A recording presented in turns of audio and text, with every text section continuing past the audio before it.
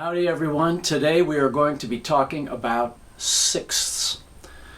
The sixth is an interval that is commonly used in many styles of music. We're going to focus on blues today. But the sixth gets its name, you've heard them a million times.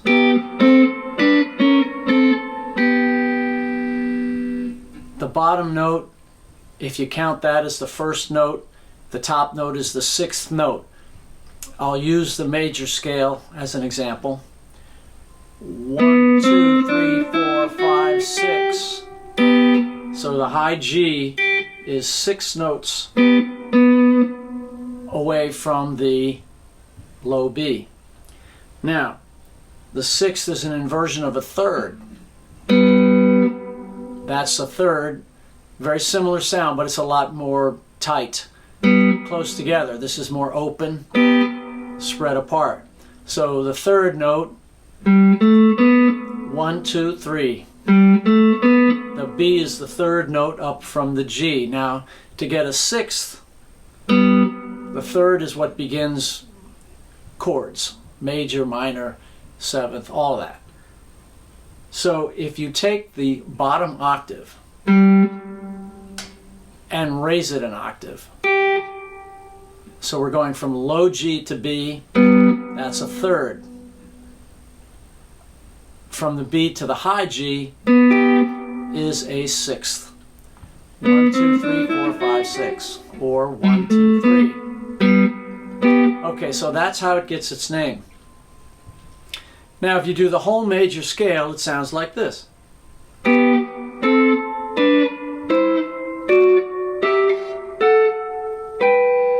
It's not very bluesy, so we're going to have to modify it. If we flat the seventh note, which is an F sharp to an F, we get this collection. There's the first F, there's the second F. Okay, so that's the full scale for a dominant seventh chord, which is what blues is. Blues is all dominant seventh chords. I know there are others with other chords, but for most basic blues, they're all dominant seventh chords. Now, the first thing we're going to do is we're going to skip that fourth instance because it wants to change the key to that key. In other words, right, when I play that note, it all of a sudden sounds like we want to go to the key of C. So if we're going to play over a G7 chord, which is the tonic chord in the G blues,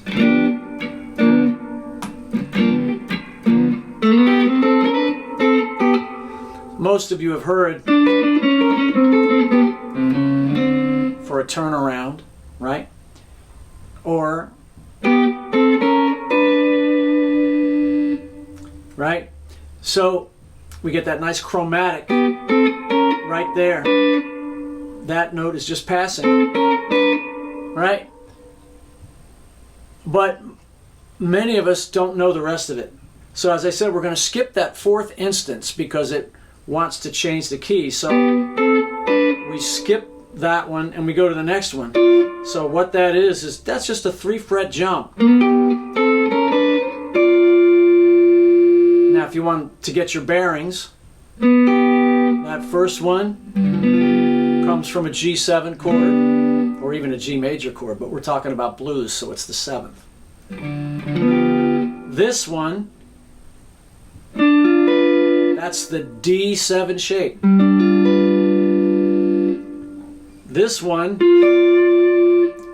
well, if you go to your Mickey Baker chord book, there's an inversion of a G7, but in the blues, we play this 9th chord all the time. So now we've got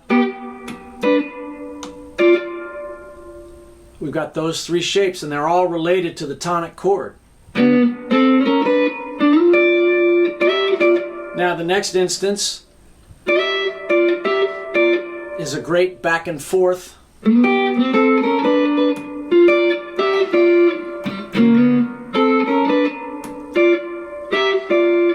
All right, so now the next instance after this That's the 9th and the 7th. Now, the chord, you could call that an inversion of a B half diminished chord, but it's really a G9 chord without the root.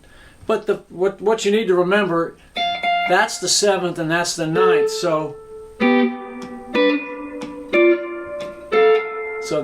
those are the inversions of the tonic chord. And then this is just a whole step from the octave. That's exactly an octave, and the whole thing starts over again. So that's the collection that we want to play over a dominant 7th chord. Now, the fingering thing to remember is keep your number 2 finger, your middle finger, on the bass string, which in this case is the G string. The index and the ring finger are going to swap out depending on which shape you use. There's only 2 of them. There's this one and there's that one. So you're going to watch my middle finger travel up the G string, and my index and ring will swap out depending on which shape I use.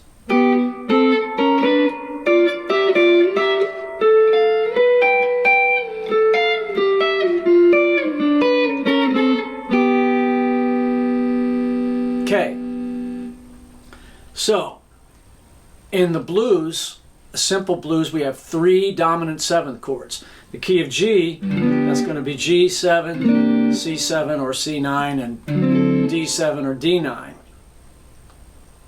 So you're going to have to learn it, the same pattern, for each of them. Now,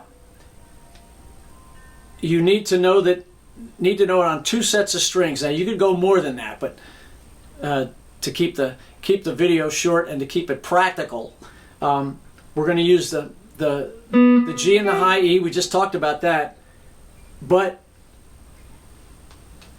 the shapes are exactly the same on the B string and the delta string, the D string, delta bravo. It's a little ways up the neck, but it's the same shape. Just barely. Now, you don't have to start on this figure. In fact, lots of times you don't. And that's going to come in handy when we go from chord to chord. For example, so for C, we could go all the way up here. Or we could go a lot closer.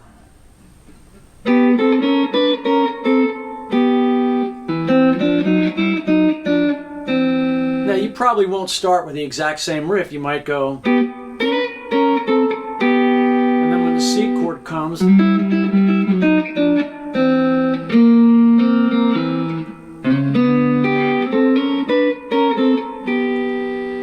the delta chord, the 5 chord, is right there. But now let's talk about some songs that don't start on this number 1 shape. Just a few weeks ago, I did a Killing Floor, which starts on the number 3 shape, right? If we're counting, if this is 1, that's 2, that's 3, right? Haha, sorry.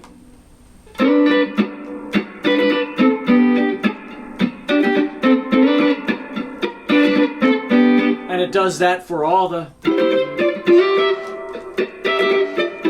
right?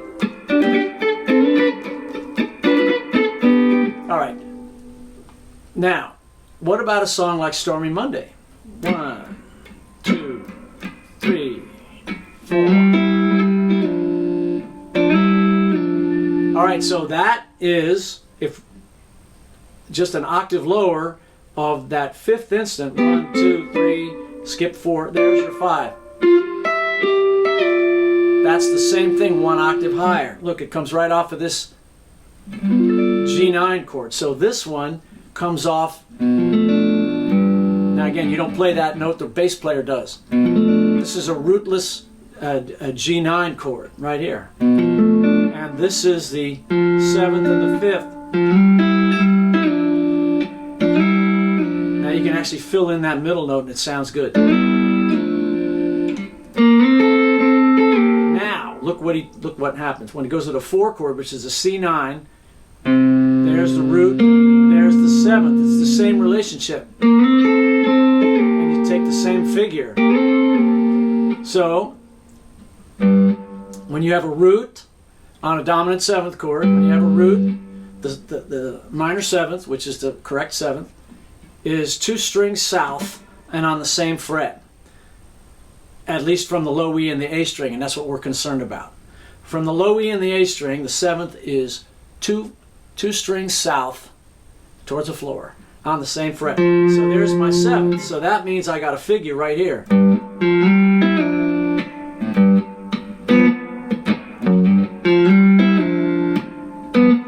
You can write your own tune. And when it goes to the 4 chord, same exact relationship. There's the root for the 4 chord, so 2 strings south is right there.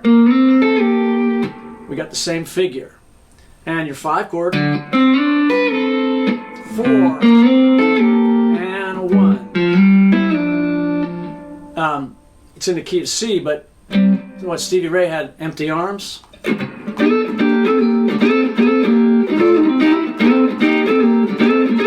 That's for a C chord. Then he goes to the 4 chord.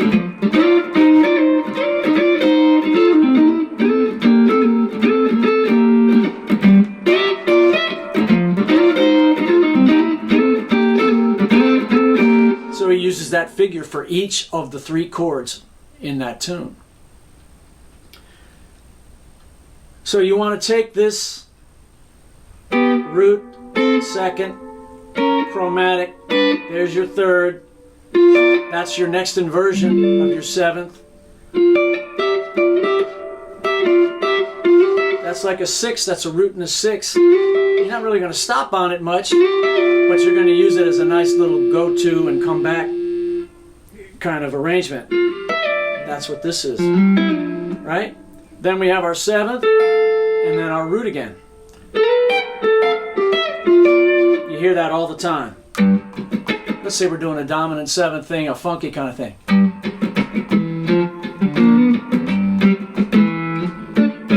There's a G9 right there, right?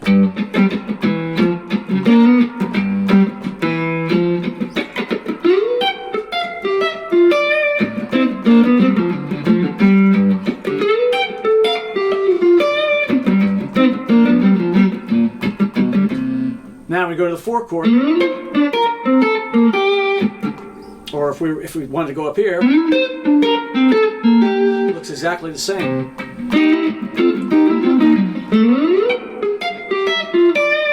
All right, so learn it backwards, learn it forwards, and learn to go between the chords, right? Because if I'm in G,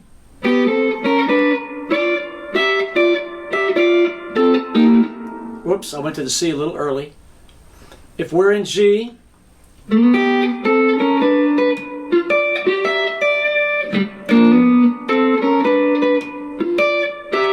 stop right there, we're about to go to the 4 chord.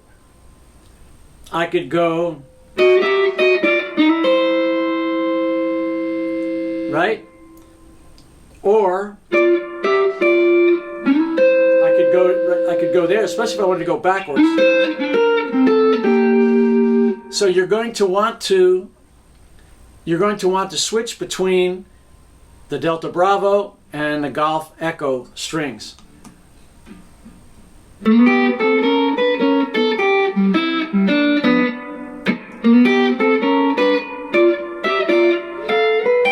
Stop. Ah, right there. There's my chord change. So I went from this shape, that's on the 1. Now I go with the 4 chord, and now here I'm.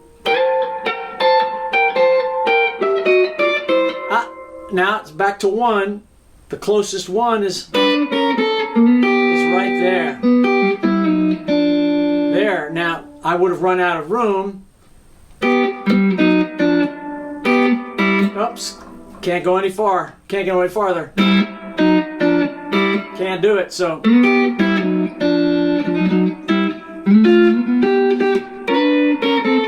So here you can see I'm switching between the D and B and the G and high E, right?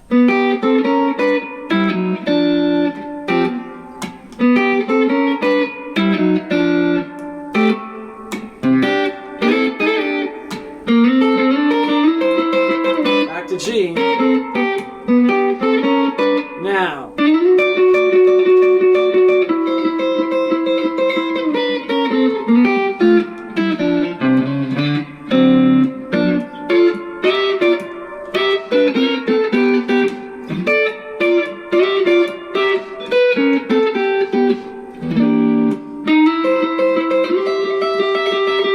Bang, right there.